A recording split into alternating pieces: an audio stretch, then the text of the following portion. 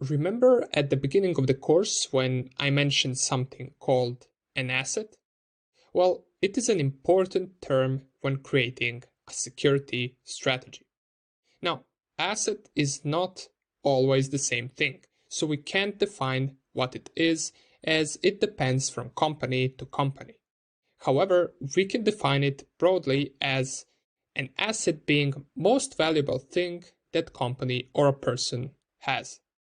Of course, there can be multiple assets and each of them can have their own value, but it's important that before even developing a security strategy, you talk to the person hiring you or you talk to the company that you are developing the strategy for and discuss what are their most important assets.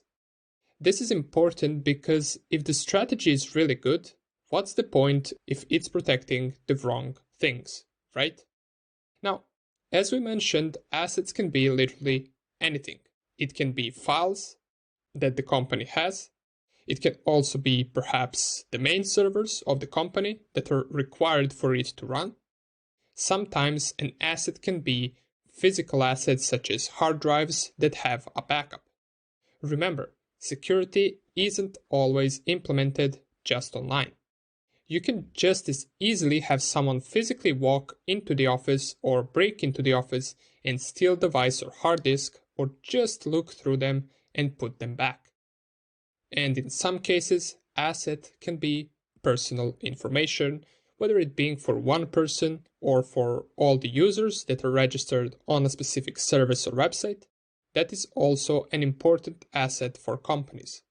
We already discussed that a company can lose its reputation if its users' private information gets stolen or leaked.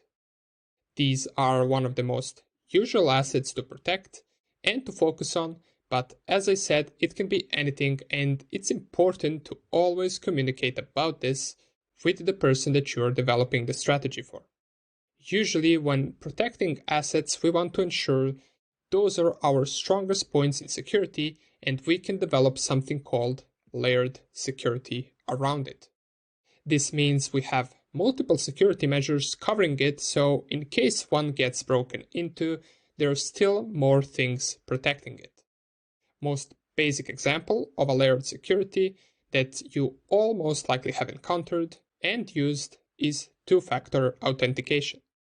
For example, if your password gets leaked and hackers get it, you still have your code arriving at your mobile phone or email, which is still needed to log into your account. In this case, an attacker not only needs to know your password, but he must also know the code for two-factor authentication. Anyways, now that we know what asset means, let's move on to the next lecture.